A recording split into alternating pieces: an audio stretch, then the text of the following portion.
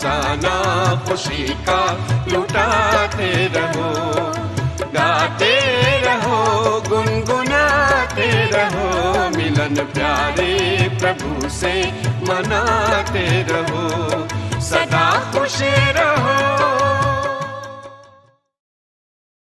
ओम शांति। आज का बहुत सुंदर विषय है व्यर्थ संकल्प से मुक्त निर्विघ्न स्थिति। व्यर्थ संकल्प से मुक्त निर्विघ्न स्थिति। अभी बाबा ने हम सभी के लिए होमवर्क दिए हैं। व्यर्थ से क्या होना है? मुक्त। व्यर्थ संकल्प से मुक्त। तब हम कैसे बनेंगे? निर्विघ्न।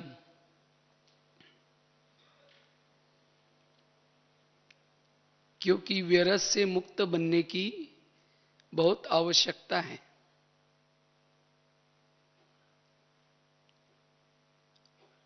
अगर हमारे संकल्प व्यर्थ चलेंगे तो जो हमारा लक्ष्य है, क्या लक्ष्य है? बाप समान बनना, फरिश्ता बनना, कर्मातीत बनना, उस लक्ष्य तक नहीं पहुंच पाएंगे। क्योंकि सारा खेल संकल्प का है।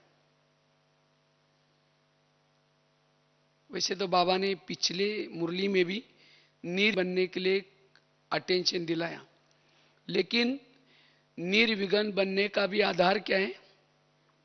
व्यर्थ संकल्प से मुक्त। अशरीरी बनने का भी आधार व्यर्थ संकल्प से मुक्त। योग का भी आधार व्यर्थ संकल्प से मुक्त। यह संकल्प हमारे पुरुषार्थ का मूल आधार है। कोई भी स्थिति का अनुभव करना है, उसका आधार है संकल्प। गीत है ना, संकल्प से पूरा कल्प चलता है। इसलिए हमारे संकल्प कैसे हो? सकारात्मक। जीवन में अगर कोई समस्या आती है, विघ्न आता है, कोई संस्कार आता है, इसका मतलब मेरे संकल्प कैसे बने? निगेटिव या व्यर्थ। दोष दूसरे का नहीं।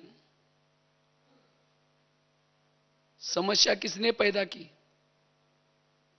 हमारे संकल्प ने समस्या पैदा की। चाहे कोई विकार की समस्या, चाहे आपस के संस्कार की समस्या, सभी समस्या का कारण संकल्प। इसलिए गीत में एक बहुत अच्छी लाइन थी, संकल्प से अपने दृष्टि को बदलो।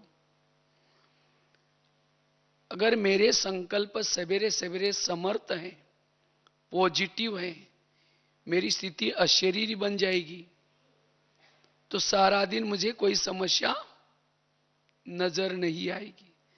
अगर मुझे कोई समस्या नजर आती है, इसका कारण मेरे संकल्प समर्थ नहीं है। इसलिए अपने संकल्प को समर्थ बनाना है। इसलिए बना विघ्नों का कारण व्यर्थ संकल्प। जितने संकल्प हमारे समर्थ चलेंगे, वायुमंडल भी कैसा बनेगा? पॉजिटिव, समर्थ बनेगा। जहां भी हम हैं, वहां का वायुमंडल परिवर्तन करने की जिम्मेवारी हमारी अपनी है। समर्थ संकल्प से ही मनसा सेवा कर सकेंगे। जिसके संकल्प कमजोर हैं, मनसा सेवा नहीं कर पाएगा। जिसके संकल्प व्यर्थ हैं, वो सदा मुस्कुरा नहीं सकता, उसकी मुस्कान गायब हो जाएगी। पता चलता है इसके मन में कुछ व्यर्थ चल रहा है, चेहरा खुश नहीं होगा। और जिसका चेहरा खुश नहीं हो, औरों की सेवा कैसे करेगा? जिसके संकल्प व्यर्थ है, वाणी में भी बल नहीं आएगा। उसकी वाणी भी कैसी होगी? कमजोर, दृष्टि भी कमजोर, उसकी वृत्ति भी कमजोर बनेगी। इसलिए बाबा कहते हैं अपने संकल्प को समर्थ बना, व्यर्थों से मुक्त बना। जैसे कोई भी बीमारियां पैदा होती है दुनिया में, शरीर की बीमारी, क्यों? भोजन में कोई ना कोई प्रॉब्लम। इसी तरह आत्मा की बीमारी का कारण क्या है? संकल्प आत्मा का भोजन है। जितना हमारा संकल्प रूपी भोजन समर्थ है, उतना विकारों के बीमारियों से हम बच सकेंगे। थोड़ा भी अगर निगेटिव भोजन खाया, थोड़ा निगेटिव सोचा, विकार रूपी बीमारी पैदा हो गई। इसलिए हमें अगर अपने संस्कारों को भी बदलना है तो संकल्प कैसे चाहिए? समर्थ। व्यर्थ संकल्प से अंतर्मुक्ता भंग हो जाती है। जो व्यर्थ सोचता है अंतर्मुखी नहीं बन सकता। व्यर्थ सोचने से एकाग्रता भी भंग हो गई, शांति भी भंग हो गई।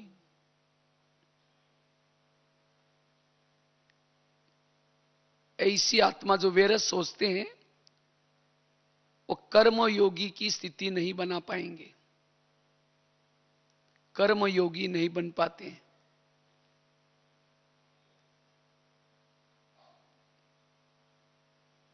जो व्यर्थ सोचता है ना सोमान में रह सकता, न स्वधर्म में टिक सकता।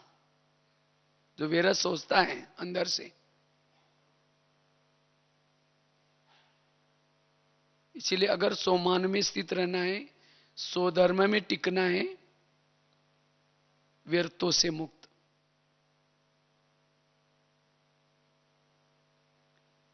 जितना व्यर्थों से मुक्त, उतना हम लाइट हाउस, माइट हाउस स्थिति का अनुभव कर पाएंगे।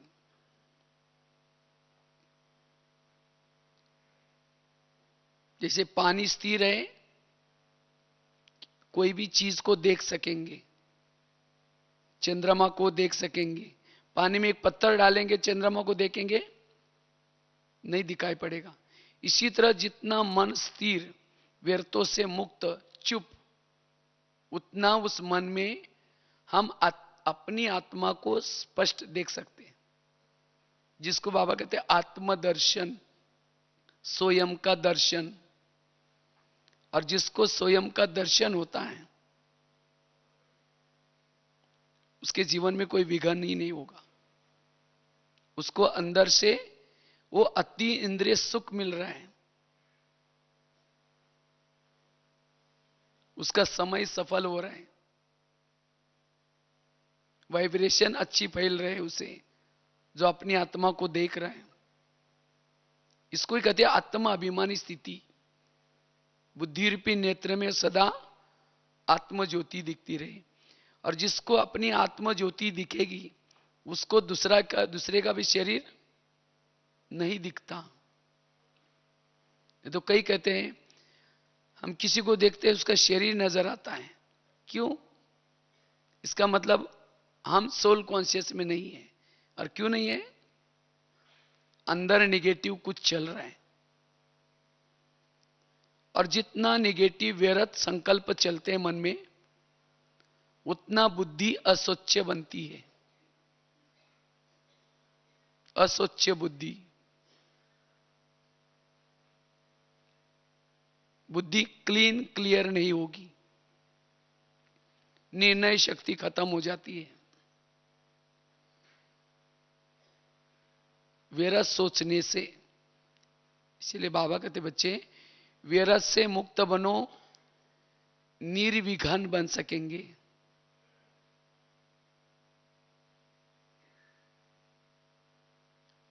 अनुभव के खान बन सकेंगे।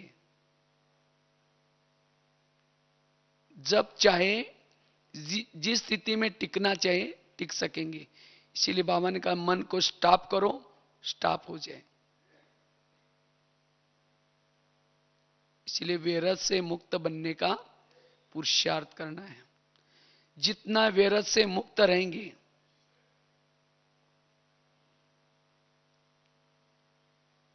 उतना हम अपने एक एक श्वास को सफल बना सकेंगे।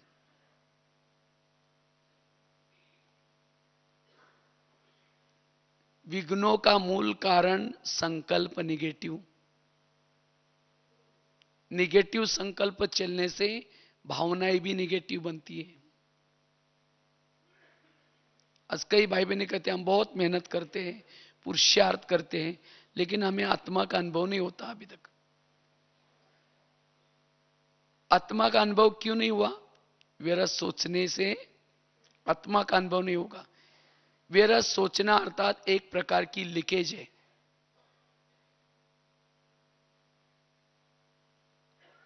व्यर्थ की लीकेज होगी तो आत्मा का अनुभव नहीं कर पाएंगे। जैसे एक शिष्य गुरुजी के पास गए, गुरुजी को कहते गुरुजी मैं बहुत भक्ति करता हूं, तपस्या करता हूं, साधना करता हूं, लेकिन अब तक मुझे कोई अनुभव नहीं हुआ। तो गुरुजी हंसने लगे, कहते बात तो सही है। 3-4 दिन पहले मेरे पास 5-6 युवा आए थे, बगीचे में बैठे थे शिष्य गुरुजी। जब युवा आए तो उनको बहुत प्यास लगी थी, तो उन्होंने कहा कि ठीक है, जो बाजू में कुआं है वहां जाओ। वहां बाल्टी रखी थी, रस्सा रखा था, कुएं में पानी भी था। तो वो 5-6 युवा गए, उन्होंने बाल्टी को रस्सा बांधा, नीचे छोड़ दिया, हिला करके पानी भरा, लेकिन जब ऊपर खींचा पानी कुछ नहीं मिला। फिर दोबारा बाल्टी डाली, फिर दोबारा खींचा, कुछ नहीं मिला। फिर तीसरी बार, चौथी बार, लास्ट में परेशान होकर चले गए। कुएं में पानी था, बाल्टी थी, रस्सा था, लेकिन प्यासे क्यों रहे? क्योंकि उस बाल्टी को छेद थे। तो इसी तरह अगर हमारे भी मन को छेद है, निगेटिव हम व्यर्थ सोचते हैं, तो हमें भी अनुभव, ना आत्मा अनुभव होगा, ना परमात्मा अनुभव होगा। तो अनुभव का आधार क्या है? व्यर्थ से मुक्त। अगर मुझे अशरीरी का अनुभव करना है, बिंदु रूप स्थिति का अनुभव करना है, बीज रूप स्थिति का अनुभव करना है, व्यर्थ की लीकेज को बंद करना है। मन हमारा सदा कैसा रहे? चुप रहे। जिसका मन बोलता है वो अनुभव नहीं कर पाता। योग क्या है? मन का चुप रहना। जब मन व्यर्थों से चुप रहेगा तो समर्थ सोचना शुरू करेगा, वो बाबा से बातें करेगा। अगर मन पहले ही बात कर रहे हैं, ये क्यों हुआ, ये मेरे साथ क्यों हुआ, ऐसे कैसे हुआ, अगर मन ये बात कर रहा है तो बाबा से बात कैसे करेगा, अपने आप से बात कैसे करेगा, स्वयं की चेकिंग कैसा करेगा? इसीलिए मन को क्या करो? चुप करो। मन सदा चुप रहे, तब हम निर्विघ्न बन सकेंगे।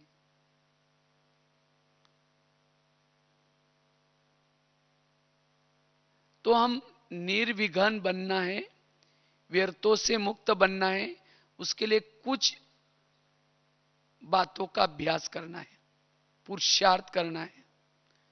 तो सबसे पहली बात है, अगर व्यर्थों से मुक्त बनना है, आज हमारे मन में क्यों निगेटिव चलता है, व्यर्थ क्यों चलता है? उसका सबसे पहला कारण है, किसी के प्रति अगर हमारी वृत्ति नेगेटिव है तो हमारे मन में भी नेगेटिव चलेगा। इसीलिए अगर मन को चुप रखना है, इसलिए पहले क्या करना पड़ेगा? वृत्ति को पॉजिटिव बनाना पड़ेगा। अगर किसी के प्रति मेरी वृत्ति नेगेटिव है, उस व्यक्ति को देखते ही संकल्प भी नेगेटिव चलेंगे। और वृत्ति भी बनी कैसी? नेगेटिव सोचने से वृत्ति बन गई। और एक बार अगर वृत्ति नेगेटिव बन गई तो फिर वृत्ति में चली गई बात कोई भी, तो सोच ज्यादा चलते हैं। इसलिए अपने वृत्ति को, जिस व्यक्ति के प्रति हमारे नेगेटिव संकल्प चलते हैं या विघ्न निर्माण होते हैं, उस बात के लिए हमें क्या बनना पड़ेगा? अभी पॉजिटिव। और पॉजिटिव बना करके वृत्ति को बदलना है। अपनी भावना उस बात के बारे में पॉजिटिव बनाना है। और जब तक भावना नहीं बदलेंगे तब तक व्यर्थों से मुक्त नहीं होंगे। तो भावना किसी ने बनाई? मन ने बनाई। मन ने निगेटिव सोचा। अब उस मन को हमें क्या करना है? बात करके पॉजिटिव सोचना है। हे मन, जिसके लिए तुम निगेटिव सोच रहे, वो तो मेरा आत्मा भाई है। अगर उसने मेरे साथ कुछ किया भी है तो ये मेरे कोई पिछले जन्मों का क्या था? हिसाब किताब था। अब तुम्हें सोचने की कोई जरूरत नहीं। और वास्तव में मन जो सोचता है, मन तो मालिक तो नहीं है ना। तो मन को कोई पूछने वाला नहीं था। मन ने अपने मर्जी से सोच सोच करके क्या किया? वृत्ति को बिगाड़ी है। अब हमें बीच बीच में उसी मन से पॉजिटिव सोच करके क्या बनाने? वृत्ति को शुद्ध। जितनी वृत्ति शुद्ध बनेगी, संकल्प स्टॉप हो जाएंगे, मन चुप हो जाएगा।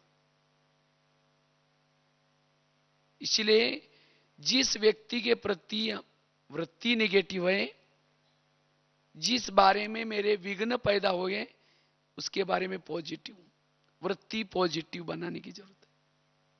जितनी वृत्ति पॉजिटिव, व्यर्थों से मुक्त। इसीलिए बाबा कहते, बच्चे रोज अपने मन से बातें करो। मन किसके बारे में क्या सोचता है चेक करो। आखिर मन को पूछो, मन तुमने उसके लिए ऐसा क्यों सोचा? मैंने तो आपको कहा नहीं था, क्यों सोचा? दोबारा उसके लिए पॉजिटिव सोच। उसके अंदर के जो अवगुण देखे, उसके बजाय उसका गुण देख। उसके अंदर कोई विशेषता भी तो है। और इसी तरह जिसका मन अगर उस व्यक्ति के बारे में पॉजिटिव बनता है, उस परिस्थिति के बारे में पॉजिटिव बनता है, तो मन क्या हो जाएगा? व्यर्थों से मुक्त बनेगा। तब हमारी वृत्ति बदलेगी और वो व्यक्ति सामने आते ही संकल्प भी हमारे कैसे चलेंगे? पॉजिटिव। तो ये पुरुषार्थ हमें करना है, तब हम निर्विघ्न बन सकेंगे।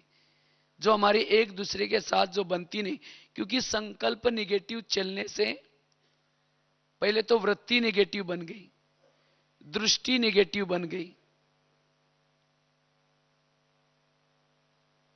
उसके साथ साथ उसे नफरत पैदा हो गई, घृणा पैदा हो गई, क्रोध पैदा हो गया मन से, अंदर से अंदर।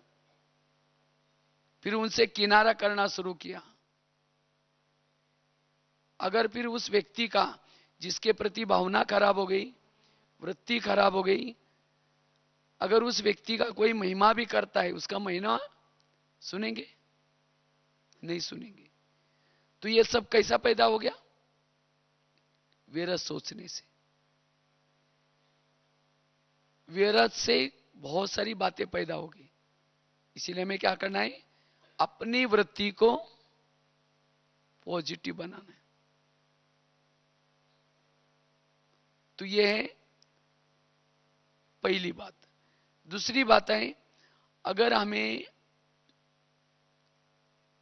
व्यर्थों से मुक्त बनना है तो बुद्धि को सदा जागृत रखना है। जितनी बुद्धि हमारी जागृत है उतना व्यर्थों से मुक्त। क्योंकि मन का बॉस कौन है? मन का बॉस है बुद्धि। हम मन को कंट्रोल तो करना चाहते हैं, लेकिन हमारा बुद्धि की तरफ ध्यान नहीं होता। जहां ध्यान है वहां मन चला जाता है। इसीलिए अगर व्यर्थों से मुक्त बनना है, बुद्धि को कोई ना कोई काम देना है। क्योंकि जहां बुद्धि जाते हैं, मन उसी के बारे में सोचता है। इसीलिए बुद्धि को जागृत, जागृत अर्थात अगर हम परम धाम को लगाएंगे तो मन में व्यर्थ क्यों चलेगा? अगर बुद्धि बाबा की तरफ जाएगी, व्यर्थ नहीं जाएगा। इसीलिए बुद्धि को जागृत रखना है। जितना बुद्धि जागृत, उतना व्यर्थों से मुक्त। पहली बात बताई, अपनी वृत्ति को परिवर्तन। अगर वृत्ति नेगेटिव है तो संकल्प भी, चाहे आप चाहेंगे नहीं तो भी संकल्प जरूर नेगेटिव चलेंगे। जैसी वृत्ति वैसे संकल्प।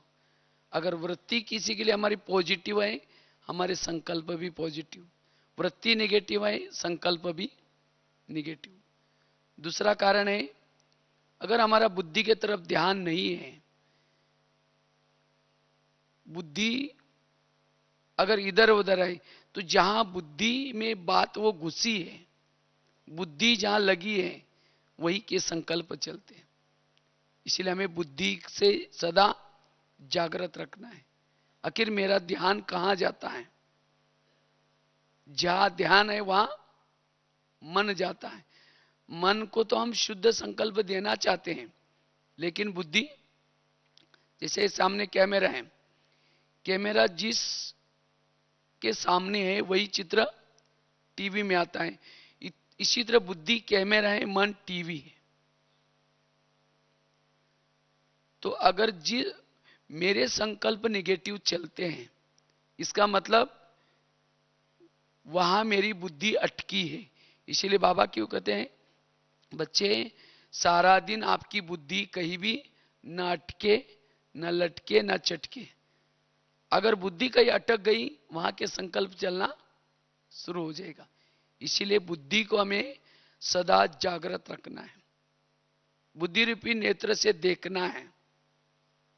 बाबा को देखो, परमधाम को देखो। जितना बाबा बुद्धि से देखने में लगाएंगे, संकल्प नहीं चलेंगे। जिसको बाबा कहते हैं साक्षी अवस्था बन जाएगी। इसीलिए बुद्धि से सदा जागृत रहना है।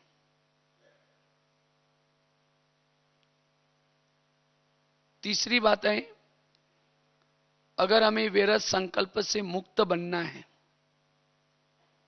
निर्विघ्न रहना है, तो जितनी हमारी अशरीरी स्थिति है, आत्मा अभिमानी स्थिति है, उतना हमारे संकल्प में, मन में एक प्रकार का कंट्रोल आ जाता है। इसीलिए जितना हम अमृत वेला का योग करते, सवेरे अमृत वेला का योग, सवेरे मुरली सुनते हैं, क्लास के पहले थोड़ा सा योग करते हैं। अगर ये 3 बातें रोज की दिनचर्या में हम करेंगे, इस 3 बातों से हमारी अशरीरी स्थिति, बिंदु रूप स्थिति, आत्माभिमानी स्थिति, विधेय स्थिति बनती है। लेकिन 3 यथार्थ, अमृत वाला यथार्थ, मुरली सुनते समय भी यथार्थ, ऐसे नहीं चलते फिरते कहीं सुन ली, कहीं मोबाइल में सुन ली। आजकल तो ऐसे भाई कई भाई बहने कर लेते हैं, मुरली सुन लिया, आजकल कहते व्हाट्सएप में आ जाता है, हम लोग पढ़ लेते हैं, नेट में आ जाता है, पढ़ लेते हैं। वो कोई यथार्थ नहीं, वो मजबूरी का नाम महात्मा गांधी, मजबूर लोगों के लिए। इसलिए बाकायदे क्लास में बैठना, आधा घंटा पहले योग करना और एक एक महावाक्य जागृत होकर के सुनना। अमृत वाला भी यथार्थ। अगर ये 3 चीजें यथार्थ हैं, हमारी सारा दिन अशरीरी स्थिति, विधेयी स्थिति बनी रहती है, और जिससे सारा दिन जो कुछ चलता है, हमारा मन कुछ सोचता नहीं, क्योंकि अंदर वो स्थिति है आत्माभिमानी। जैसे घर में कोई बड़ा होता है, छोटा आपस में चुपचाप रहते हैं, बच्चे चुपचाप रहेंगे। इसी तरह इस शरीर रूपी घर में जिसकी आत्म स्थिति जागृत है, मन चुप रहता है, कुछ भी नहीं सोचेगा,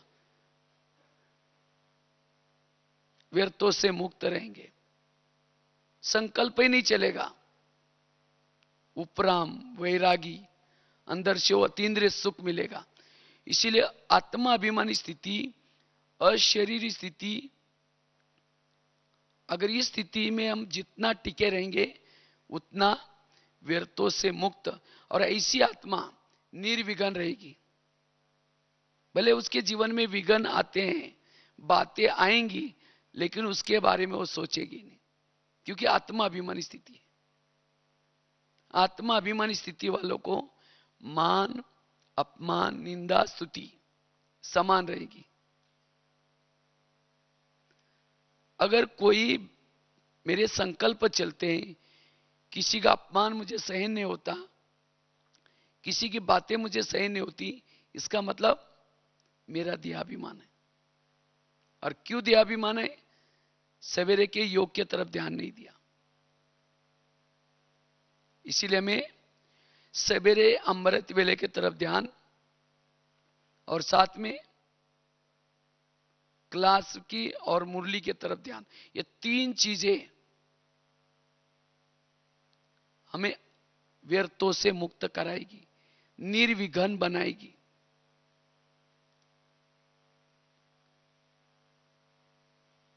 ये 3 चीजों का अभ्यास। कितनी बातें बताई? पहली बात बताई, अपने वृत्ति को बदलना है। और वृत्ति कैसी बदलेगी? मन से बात करने से। जिसके प्रति मन ने वृत्ति निगेटिव बनाई है, उसके लिए मन से बात करो, हे मन, जिसके लिए तुम सोच रहे हो वो तो मेरा आत्मा भाई है, और तुम उसके लिए निगेटिव सोच सोच करके तुम मुझे दूर कर रहे हो, हमारे में झगड़ा लगा रहे हो। इसीलिए मन, आगे से कभी भी उस व्यक्ति के बारे में ऐसा नहीं सोचो जिसको बाबा भी कहता है मीठे बच्चे, और तुम कहते हो उसको कोई अक्ल नहीं है। ये तुमको किसने कहा? आगे से तुम्हें नहीं। इसी तरह अपने मन के लिए शक्ति बना दो। अब होता क्या है, हम मन के अधीन होते हैं। जब कोई व्यक्ति के बारे में मन सोचता है, आत्मा चुपचाप होकर के बोल दो कोई बात नहीं, सोचो। और जितना मन सोचता सोचता है, वो हमारी भावना को बिगाड़ देता है, वृत्ति को बिगाड़ देता है। और एक बार वृत्ति में चला गया, उसके लिए फिर न संस्कार टकरा होंगे, विघ्न पैदा होंगे। इसीलिए निर्विघ्न बनना है, वृत्ति बदलना जरूरी है। दूसरी बात कौन सी बताई? बुद्धि को जागृत रखना है, क्योंकि जहां बुद्धि जाते है मन जाता है। अगर मन में कोई संकल्प चल रहे, बुद्धि से बात करो, बुद्धि तुम कहां हो, उस बात के बारे में क्यों मन तुम वहां क्यों देख रहे? क्योंकि बुद्धि तो देख रहे, तब तो जाकर संकल्प चल रहे, इसलिए बुद्धि को जागृत। तीसरी बात, अशरीरी विधेय स्थिति का, आत्माभिमानी स्थिति का अनुभव। चौथी चीज है, वैसे तो गला खराब है थोड़ा, बीच में अभी यूपी में गए थे, वहां अचानक ओले गिरे थे और वहां मौसम थोड़ा बहुत ठंडा मौसम हो गया, और वैसे भी 3-4 दिन में करीबन 16 कॉलेज में लेक्चर था, इसीलिए थोड़ा सा, फिर भी ड्रामानुसार ठीक हो जाएगा कल परसों। तो बात बता रहे थे, पहला बता, चौथी बात है योग। वेरस संकल्प क्यों चलते हैं? योग की कमी। जितना हम योग युक्त रहते हैं, ज्वाला स्वरूप स्थिति का अनुभव करते हैं, तो ज्वाला स्वरूप स्थिति में रहने से हमें जो अतीन्द्रिय सुख मिलता है, वो सुख के सामने विघन कुछ भी नहीं है। अगर कोई जीवन में विघन आता है या मन और बुद्धि में सोच चलते हैं, उसका कारण है योग की कमी, सुख की कमी। जितना हम योग के द्वारा सुख लेंगे बाबा से, उतना हमारा मन चुप रहेगा, व्यर्थों से मुक्त बनेगा। इसीलिए हम अपने दिनचर्या में योग को विशेष महत्व दें। अब योग ही नहीं करेंगे, शाम के नुमा शाम का है, रात को है, जो भी बाबा ने योग के टाइमिंग, हम बिजी रहते हैं, बस दिन में आधा घंटा कुछ किया, पूरा हो गया। अब योग ही नहीं है तो सारा दिन मन नेगेटिव सोचता रहता है, वेरस सोचता रहता है। तो जितना हमारा योग अच्छा होगा, ज्वाला स्वरूप होगा, उतना मन हमारा चुप रहेगा, व्यर्थों से मुक्त रहेगा, उतना हम निर्विघ्न रह सकते हैं। अब कई सोचते हैं ये विघ्न पूरा हो जाएगा ना, रोज क्लास करेंगे, रोज अमृतवेला उठेंगे, कभी वो इंतजार नहीं करना, विघ्न है कोई बात नहीं, तो भी योग करना है, सेंटर पर आना है, मुरली सुननी है, बाबा उसे मुक्त कर देगा। विघ्न है इसलिए पुरुषार्थ ढीला नहीं करना है, नहीं तो कई सोचते हैं ये विघ्न पूरा हो जाएगा तब फिर कर लेंगे, और विघ्न बढ़ता जाएगा। विघ्न है तो भी हमें विघ्नों में तो और पुरुषार्थ करना है, और हमें क्या करना है, लगन लगानी है, क्योंकि विघ्नों में हमारा टाइम बहुत वेस्ट हो जाता है, जितना कमाया खत्म। इसीलिए हमें विशेष योग के तरफ ध्यान, उससे हम निर्विघ्न बन सकते हैं। इससे जितना हम योग करते हैं, योग से आत्मा तृप्त बन जाती है, भरपूर बन जाती है, आत्मा का मनोबल बढ़ता है, और जिसके आत्मा का मनोबल ऊंचा है, शक्तिशाली है, उस मन में संकल्प नहीं चलेंगे। इसलिए व्यर्थों से मुक्त बनने के लिए बीच बीच में योग के ऊपर हमें अटेंशन देना है, रोज की दिनचर्या में। और वो योग भी कैसा, यथार्थ। ऐसे नहीं बैठ गए, मन एक तरफ है, बुद्धि एक तरफ है, 1 घंटा योग करना है, ऐसा योग किया तो सारा दिन संकल्प विकल्प चलते रहेंगे। कई योग में बैठे तो भी सुन रहे हैं, क्या सुन रहे? सारा दिन किसी ने कुछ बोला, वो सुन रहे, बोल भी रहे, देख भी रहे, योग में बैठना अर्थात सुनना बंद, सोचना बंद, बोलना बंद, एकदम चुप, साइलेंस। और तब उस योग से हमारा मनोबल बढ़ता है, मन की शक्ति बढ़ती है। और जब मन की शक्ति बढ़ेगी, व्यर्थों से मुक्त बनेंगे। इसलिए मैं यथार्थ योग लगन वाला, बाबा ने मुझे कितनी प्राप्ति कराई, बाबा ने मुझे क्या से क्या बनाया, लगन वाला योग करने से ही व्यर्थों से मुक्त। ऐसा हम योग करना है जिससे आत्मा बैटरी चार्ज हो जाए।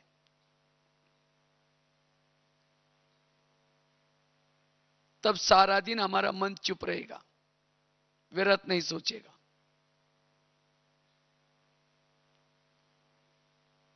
पांचवी बात है, अगर व्यर्थों से मुक्त बनना है, सोमानों के अभ्यास। वर्तमान समय जो मन निगेटिव सोचता है, क्यों सोचता है? हम दूसरे से अपेक्षा करते, क्या उसने मुझे पूछना चाहिए, मुझे रिगार्ड देना चाहिए, उसने मुझे ये करना चाहिए। और वो क्या सोचता है? उसने मुझे देना चाहिए। ये उसके लिए सोच रहा है, ये उसके लिए सोच रहा है। इसीलिए अब हमें और लोगों से अपेक्षा नहीं करनी है। बाबा ने हमें कितना सम्मान दिया है, सम्मान दिया है, दिया है।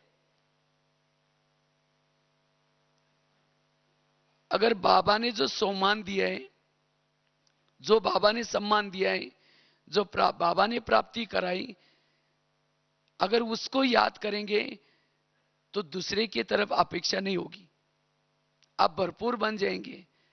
अगर कोई अपमान भी करता है तो भी आपको वो बाबा ने जो दिया है उसमें भरपूर है, आपका संकल्प चुप रहेगा, कुछ नहीं सोचेंगे। इसीलिए जो सम्मान में नहीं रहते, जो सम्मान का अनुभव नहीं करते, उनका मन सोचता रहता है, निगेटिव सोचता है। सबको कहेंगे, देखो मैंने इसकी इतनी पालना की, मैंने उसको ये किया तो भी मुझे पूछता ही नहीं, तो भी मुझे ये करता ही नहीं, सोचते रहेंगे, औरों को सुनाते रहेंगे। यही विघन है और कुछ नहीं। उसका भी टाइम बर्बाद कर रहे हैं, अपना भी टाइम बर्बाद। इसीलिए मुझे अब सोमानों में रहना है। इस रावण के राज्य में आपको कोई भी सम्मान नहीं देगा।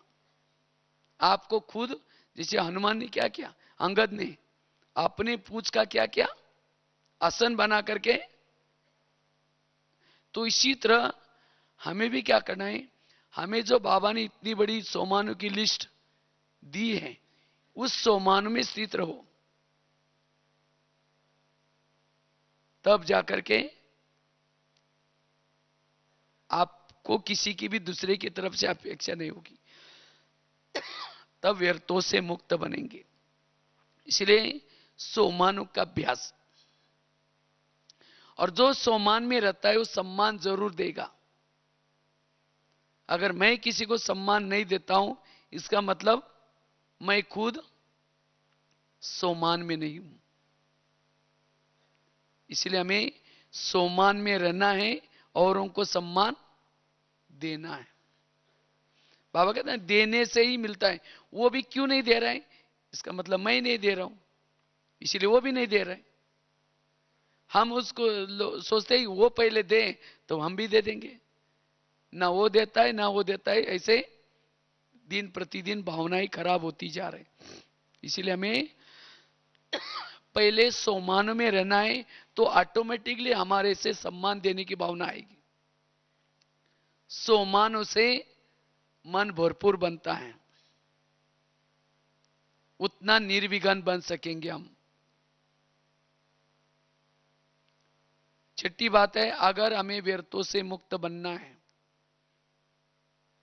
टोटल ज्ञान का हमारा सार क्या है? जो हुआ अच्छा हुआ, जो हो रहा अच्छा, जो होगा वो भी। कभी कभी हमें विघ्न क्यों पैदा होते हैं? हम आगे के लिए सोचते हैं कहीं ऐसा ना हो जाए, कहीं ऐसा ना हो जाए, कहीं ये ना हो जाए। ये निगेटिव सोचने के कारण क्या होता है, सोच हमारे निगेटिव चलने से विघ्न पैदा होते हैं। इसलिए आज तक मेरे जीवन में जो बीता वो भी अच्छा था, अभी भी जो बीत रहा है वो भी बहुत अच्छा, और आगे होने वाला वो भी। इसीलिए मन को निश्चिंत रख दो, मन को समझाओ कि मन तुम कुछ नहीं सोचो, आज सारा दिन मेरा जो कुछ होने वाला है बहुत अच्छा होने वाला है। अगर कुछ किसी ने गाली भी दी तो भी बाबा ने कह रहे वाह वाह करो।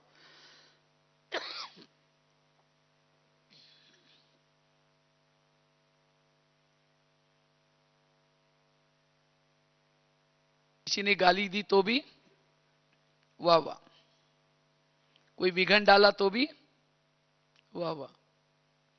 ये वाह वाह करेंगे तो भी व्यर्थों से मुक्त बन जाएंगे।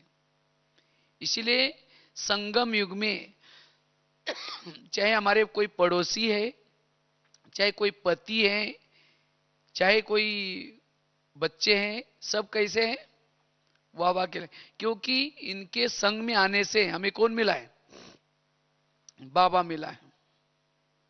ये तो पति तो बहुत हर जन्म में मिले, हर जन्म में पड़ोसी भी मिले हैं, लेकिन उनके कारण बाबा मिला। तो ये जैसे है वैसे हमें वाह वाह करना है। तो जितना वाह वाह करते रहेंगे उतना व्यर्थों से मुक्त बनेंगे। इसीलिए ड्रामा कल्याणकारी है, हर परिस्थिति भी कल्याणकारी। तो जितना ही स्थिति में रहेंगे उतना व्यर्थों से मुक्त। टोटल ज्ञान का सार भी है, जो हुआ अच्छा हुआ, जो हो रहा अच्छा, जो होगा वो भी अच्छा। आज दुनिया में देखो लोगों को बीमारियां हो रही, क्यों हो रहे, निगेटिव सोचने से, व्यर्थ सोचने से। व्यर्थ सोचने से तनाव पैदा होता है। तनाव को इंग्लिश में क्या बोलते हैं, टेंशन। टेन मतलब कितना, 10, और सन मतलब बच्चे। टेंशन मतलब 10 बच्चे, पहले तो 2-4 है और फिर 10 होंगे तो कैसा सुखी रहेगा। इसी तरह निगेटिव सोचने वाला भले ज्ञान में है, मुरली सुनता है, सब कुछ करता है, तो भी निगेटिव सोचेगा तो भी सुखी, सुख और शांति का अनुभव नहीं होगा। इसीलिए बाबा ने कहा ना, अटेंशन रखो। अटेंशन होगा तो टेंशन नहीं आएगा। अटेंशन ये जोड़ देना है, तब टेंशन नहीं होगा। नहीं तो टेंशन करेंगे, निगेटिव सोचेंगे तो कुछ समय के बाद फिर बीमारियां शुरू होना शुरू हो जाएगी। इसलिए हमें व्यर्थों से मुक्त, और ऐसी आत्मा ही खुशनुमा रह सकती है, वही वायुमंडल को अच्छा बना सकती है। अगर खुद खुश नहीं है, विघ्नों में है, तो हमारे सेवा का प्रभाव नहीं पड़ेगा। इसीलिए बाबा कहते बच्चे कुछ भी हो जाए अब क्या बनो, निर्विघ्न बनो। इसलिए जो हुआ अच्छा हुआ, जो हो रहा अच्छा, जो होने वाला वो भी अच्छा। 7वीं बात है, व्यर्थों का कारण है, मन में व्यर्थ क्यों चलता है, क्योंकि वास्तव में आज हमारे जीवन में कोई भी प्रॉब्लम्स आता है या कोई समस्या आते हैं, हम दूसरे के ऊपर डाल देते हैं, इनके कारण ऐसा हुआ, बस और कुछ नहीं है, इसके कारण ऐसा हुआ। वास्तव में टाली कभी एक हाथ से नहीं बजती, टाली के लिए कितना चाहिए, 2 हाथ। आज मेरे जीवन में कोई प्रॉब्लम्स या समस्या क्यों आए, मेरे ही कोई पिछले जन्मों के कर्मों के कारण। क्योंकि हम जो आपस में एक दूसरे के संबंध में आए हैं, कोई हमें देने के लिए आता है, कोई हमारे से लेने के लिए आता है। जब इस कर्म गुह्य गति को भूल जाते हैं, तब हम कहते हैं ये मेरे साथ ऐसा क्यों करता है, इसने मेरे साथ ऐसा क्यों किया, और तब लगता है कि हमारे साथ अन्याय हो रहा है। न चाहते हुए भी फिर ऊपर भी देखेंगे कि भगवान तुमने भी आंखें बंद किया क्या, ये मेरे साथ क्या हो रहा है। तो मन को समझाना है, हे मन, जो कुछ हो रहा है ये मेरे ही कोई पिछले जन्मों का हिसाब किताब के कारण, इसलिए तुम्हें चुप रहना है, व्यर्थ नहीं सोचना। कर्मों से दुनिया चलती है, कर्मों से ही सब कुछ विघन या परिस्थिति आती है, और विघन और परिस्थिति आते हैं आगे बढ़ाने के लिए। और जब ये कर्म गति के गहराई में हम जितना जाएंगे उतना मन हमारा कैसा रहेगा, चुप रहेगा। ऐसे विघन होते हुए भी हमारी स्थिति कैसी रहेगी, निर्विघन। विघन आते हैं लगन बढ़ाने के लिए, आगे बढ़ाने के लिए, लेकिन कौन आगे बढ़ेगा, जो विघ्नों के समय व्यर्थों से मुक्त है। विघ्नों के समय सोचने वाला पीछे आ जाएगा, फिर पीछे जाएगा। जो बुराई में भी अच्छाई देखता है, निगेटिव बातों को पॉजिटिव में लाता है, वही क्या बनेगा, वही व्यर्थों से मुक्त बनेगा। कोई भी आपके सामने कोई बुराई आते है, उसको क्या बना दो, पॉजिटिव। बुराई में भी अच्छाई देखो, मन चुप रहेगा। 8वां कारण है क्यों हमारा मन व्यर्थ सोचता है, जब हम किसी का अवगुण देखते हैं। अवगुण देखने का दृष्टिकोण है, मन व्यर्थ सोचना शुरू करता है। और अवगुण देखने का अगर दृष्टिकोण है, विघन पैदा होंगे। इसलिए हमें क्या बनना है, हंस बनना है, और हंस बन करके सबके गुण रूपी मोती चुगो। और जितना हम हंस बनकर के गुण लेते हैं, सबके गुण, अवगुण देखना यही वास्तव में व्यर्थों का कारण है। इसलिए हमें किसी का भी अवगुण नोट नहीं करना, निर्विघन बन जाएंगे।